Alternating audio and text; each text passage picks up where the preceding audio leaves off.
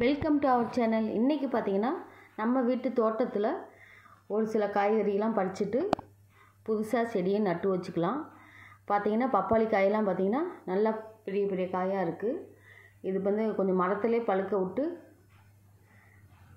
பறிச்சுக்கலாம். ஒரு அரை பழமாக பழுத்த பின்னாடி பறித்தா டேஸ்ட்டாக இருக்கும். அதே போல் கீரை, முருங்கைக்கீரை, முருங்கைக்காய் சீசன் டயத்தில் பார்த்திங்கன்னா நல்லா ஒரு மரம் வச்சாலுமே நல்லா காய்க்கும். ஆனால் இது ரொம்ப ஹைட்டானதுனால பாதி முருங்கைக்காயை பறிக்கவே முடியலை. முடிஞ்ச அளவுக்கு கீழே உள்ளதை மட்டும் பறிச்சுட்டு அப்புறம் சீசன் முடிஞ்சதும் கீழே வெட்டி விட்டுறலாம். அதே போல் இந்த கத்திரிக்காய் செடி பார்த்திங்கன்னா கொரோனா டயத்தில் அந்த டயத்துலாம் பார்த்திங்கன்னா ஒரே ஒரு செடி தான் இது பார்த்திங்கன்னா அவ்வளோ பெருசாக இருக்குது பாருங்கள். கரெக்டாக 6 மந்த்து காய்க்கும். அப்புறம் அதை வெட்டி விட்டதும் பார்த்திங்கன்னா திரும்பவும் துளிர்த்து விடும். வேரை பிடுங்காமல் அப்படியே வச்சுருந்தோமா நல்லா ஒரு செடி பார்த்திங்கன்னா நல்லா பெருசாக சுண்டக்காய் செடி அளவுக்கு பெரிய செடியாக வந்துடுச்சு. இதுலேயுமே கத்திரிக்காய் பார்த்திங்கன்னா நம்ம வீட்டுக்கு தேவையான அளவு கத்திரிக்காய் கிடைக்கும். எப்படியும் ஒரு செடியிலையும் பார்த்திங்கன்னா ஒரு 1/2 kg 1 kg கூட வரும். நல்ல பெரிய பெரிய கத்திரிக்காயாக இருக்கும். இந்த ஒரு செடியே 3-4 வருஷமாக இருக்குது. அதே போல் பார்த்திங்கன்னா இந்த லாக்டவுன் டயத்தில் ரொம்ப யூஸ்ஃபுல்லாக இருந்துச்சு இந்த ஒரு கத்திரிக்காய் செடி. அதனால் நாங்கள் வேரோடு பிடுங்காமல் வச்சுருந்தோம். அதே போல் சப்போட்டா மரமும் காய்க்க ஆரம்பிச்சிருக்கு. பக்கத்துலேயும் எலுமிச்சம்பழ மரமும் 2 மரமும் பக்கமாக இருக்கும். அதே போல் அதை ஒட்டியவும் நெல்லிக்காய் மரமாகவும் ஒரு சைடு நட்டு வச்சுட்டு அதில் இப்போ எலுமிச்சம்பழ மரத்தில் பார்த்திங்கன்னா ஒரு பழம் நல்லா ஃபஸ்ட் டைம் காய்க்க ஆரம்பிச்சிருச்சு. அடுத்த வருஷம்லாம் நம்ம வீட்டுக்கு தேவையான எலுமிச்சம்பழம். அதே போல் நெல்லிக்காய் மரமும் பிஞ்சு விட்டுருக்கு. நமக்கு வீட்டுக்கு தேவையான அளவுக்கு அதே போல் இந்த என்னென்ன தேவையோ அந்த காய்கறியை மட்டும் வாங்கி நம்ம நட்டு வச்சுக்கிட்டாலே போதும். ஈஸியாக வளரக்கூடிய கொத்தரங்காய் செடிலாம் எப்படி வச்சாலுமே வந்துடும். இங்கே பார்த்திங்கன்னா பொன்மலை சந்தையில் கத்திரி நாற்று, தக்காளி நாற்று, மிளகாய் நாற்று இது 2 லைனு, இது ஒரு 2 லைனு, இது ஒரு 2 லைன், அப்படி லைனாக நட்டு வச்சாச்சு. நமக்கு வீட்டுக்கு தேவையான அளவுக்கு காய்ச்சாலே போதும். இதில் பார்த்திங்கன்னா ஒரு 10-15 செடி வந்தாலே போதும். அதே போல் வாழை மரம்லாம் ரொம்ப காற்றுக்கு சாயிறதுனால சைடில் குச்சி கொஞ்சம் சைடு அது தாங்கி பிடிக்கிற அளவுக்கு குச்சியும் ஊண்டி வச்சாதான் அது விழுகாமல் இருக்கும். நம்ம செடி ஒவ்வொன்றும் பராமரிச்சுக்கிட்டே வந்தால் தான் எதுவுமே. ஒரு சிலர்லாம் நட்டு வச்சோடனே எல்லாமே வந்துடும் அப்படின்னு நினைக்கிறாங்க. அதுக்கும் நிறைய ஹார்ட் ஒர்க் பண்ணணும்.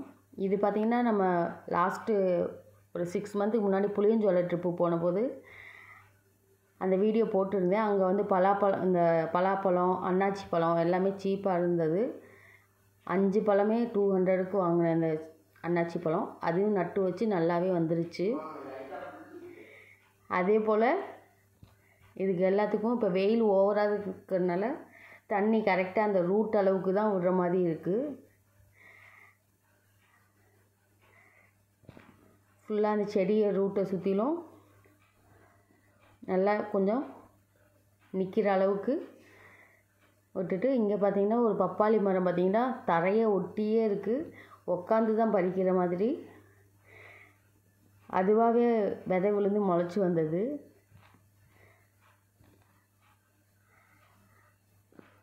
இந்த வாழை மரத்தெல்லாம் பக்கத்து வீட்டில் போய் வாழைத்தாறு எப்போயுமே அந்த சைடு அப்படி விட்டுருக்கு. அது கரெக்டாக பார்த்திங்கன்னா அந்த சைடு எங்கிட்டு அதுக்கு வெளிச்சம் இருக்கோ அந்த சைடு தான் அப்படி தாரும் விடும், மரமும் சாஞ்சிக்கிட்டு போகும். நிழல் இருக்க பக்கம் அப்படியே வளராது.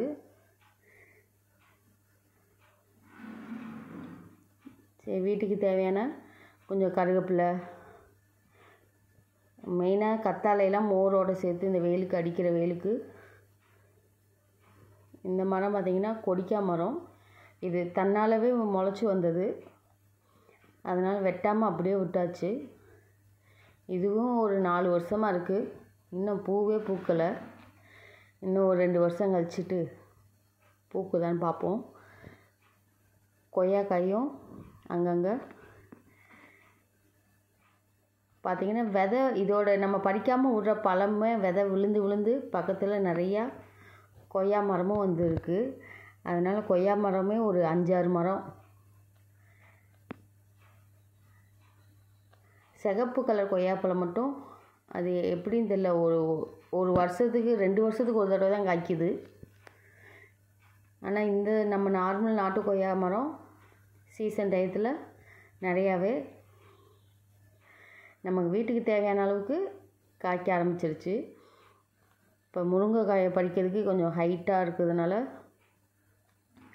அதே போல் அந்த கொய்யா மரம் பறிக்கிறதுக்கும் அலக்கு ரெடி பண்ணி நல்லா பெருசு பெருசாக இருக்குது.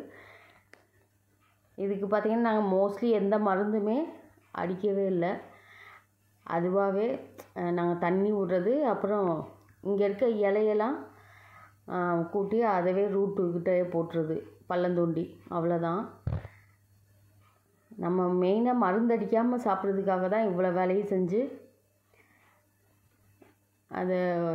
அதுக்காக தான் இவ்வளோ இது பண்ணுறோம். இடம் இருந்தால் நம்ம செய்யலாம். கொஞ்சம் பெருசாக இருக்க சப்போட்டாவை மட்டும் நம்ம பறித்து ஒரு நல்ல ஒரு கவரில் டைட்டாக செடி பண்ணி வச்சாலே அடுத்ததுக்கு வந்துடும். அதுக்குள்ளேயும் இதோட காய்ப்பும் முடிஞ்சிடும். பழைய மிளகாய் செடி இதோட காய்ச்சி முடிஞ்சிருச்சு. இதுலேயும் கொஞ்சம் மிளகாய் பிடுங்கி போட்டுட்டு இந்த இடத்துல வெட்டி ஒரு நல்லா தேவையான காய வச்சு மண்ணை நல்லா காய வச்சுட்டணும். அப்புறம் அதில் வந்து கொஞ்சமாக பார்த்திங்கன்னா நம்ம ஒரு 20 நாளைக்கு முன்னாடி 2 லைனு கத்திரி நாற்று, 2 லைன் தக்காளி செடி மட்டும் அப்படியே நட்டது. இப்போ இவ்வளோ பெருசாகிடுச்சு, 20 நாள்லேயும் நல்லா பெருசாக வந்துருச்சு. தக்காளி செடி மட்டும் கொஞ்சம் குட்டியாக இருக்குது. மிளகாய் செடியும் நல்லா ஹைட்டாக வந்துருச்சு. இப்போ பார்த்திங்கன்னா நமக்கு கத்திரிக்காயுமே ஒரு 20-25 நாள் தான் இருக்கும். கத்திரிக்காயும் காய்க்க ஆரம்பிச்சிருச்சு. நல்லா ஒரு பெரிய பெரிய காயாக, ஒரு நாட்டு காயாட்டம், ஒரு மாதிரி அங்கங்கே சொத்தையாக இருந்தாலுமே நமக்கு வந்து மருந்து அடிக்காமல் கிடைக்கிறதுனால நம்ம ரொம்பவும் ஹெல்த்தியாக சாப்பிட்லாம். அப்புறம் பார்த்திங்கன்னா என் பையன் இருக்கான் பார்த்திங்களா, என் சின்ன பையனுக்கு லீவுன்றதுனால அவனையும் கொஞ்சமாக செடியெல்லாம் நடுறதுக்கு இன்ட்ரெஸ்ட்டாக வேலை செய்வான். இந்த இலை தலையெல்லாம் க்ளீன் பண்ணி வெளியில் தூக்கி போடாமல் வாழை மரத்துக்கு பக்கத்துலேயும் குழியை தோண்டி உள்ளே புதைச்சி வச்சுருவோம், அதுவே உரமாயிரும். மெயினாக இந்த கத்தாழை செடி, கருவேப்பிலை இதுக்கெல்லாம் அதிகமாக தண்ணி தேவைப்படாது, ஒரு வாரத்துக்கு ஒரு நாள் விட்டாலே போதும்.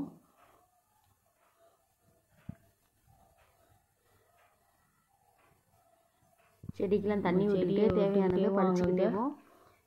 இப்போ கத்திரிக்காய் நிறையா கொஞ்சம் கருவேப்பிலை இருக்கிறதுனால இட்லி தோசைக்கு, இட்லி பொடிக்கு கத்திரிக்காய் வச்சு சட்னி செய்யலாம், ரொம்ப டேஸ்ட்டாக இருக்கும்.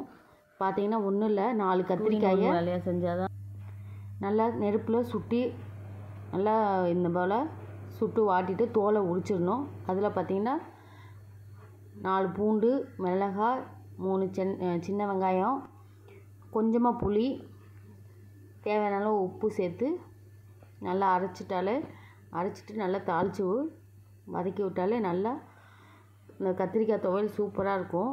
தோசைக்கு நல்லாயிருக்கும், நீங்கள் சாதத்தோடு கிளறி சாப்பிட்றதுக்குமே நல்லாயிருக்கும். மெயினாக அந்த புளிப்பு கத்திரிக்காய் நல்லா சுட்டுட்டு அந்த தோலை நல்லா ரிமூவ் பண்ணிட்டாலே டேஸ்ட்டாக இருக்கும். அதே போல் ஒரு 3-4 நாள் வந்து கத்திரிக்காய் சேர்த்து வச்சு ஒரு நாள் விட்டு ஒரு நாள் பறிக்கிற மாதிரி இருக்கும். பார்த்திங்கன்னா கொஞ்சம் நிறையாவே கத்திரிக்காய் இருந்துச்சு, ஒரு 2 kg அளவுக்கு இருந்தது. சரின்னு சொல்லிவிட்டு இதை வந்து இந்த சீசன் வெயில் அடிக்கிற போதேவும் நிறையா கத்திரிக்காய் கிடச்சதுனால இதையும் கட் பண்ணி வத்தல் போடலான்னு பார்த்துட்டு பார்த்திங்கன்னா நம்ம மருந்து எதுவும் அடிக்காதனால அங்கங்கே சொத்தையெல்லாம் இருக்க தான் செய்யும். அதெல்லாம் நம்ம பார்த்து கட் பண்ணிவிட்டு நல்லா கத்திரிக்காயை மட்டும் நல்லா கட் பண்ணிவிட்டு ஒரு 3 தடவை கழுவிட்டு மஞ்சத்தூள் உப்பு போட்டு லைட்டாக அரை வேக்காடாக வேக வச்சு நல்லா வெயிலில் ஒரு 2 நாள் காய வச்சாலே போதும். உங்களுக்கு கத்திரிக்காய் வத்தல் வந்து ரெடி ஆயிரும். இது பார்த்திங்கன்னா நமக்கு தயிர் சாதம் சாப்பிடும்போது கத்திரிக்காய் வத்தல், கொத்தரங்காய் வத்தல் இதெல்லாம் எண்ணெயில் போட்டு பொரிச்சு எடுத்தாலே நல்லா சிப்ஸாட்டம் மொருண்டு இருக்கும். நமக்கு எந்தது வந்து அதிகமாக அந்த சீசன் டயத்தில் கிடைக்குதோ அதை நம்ம இது போல் ஸ்டோர் பண்ணி வச்சுக்கலாம்.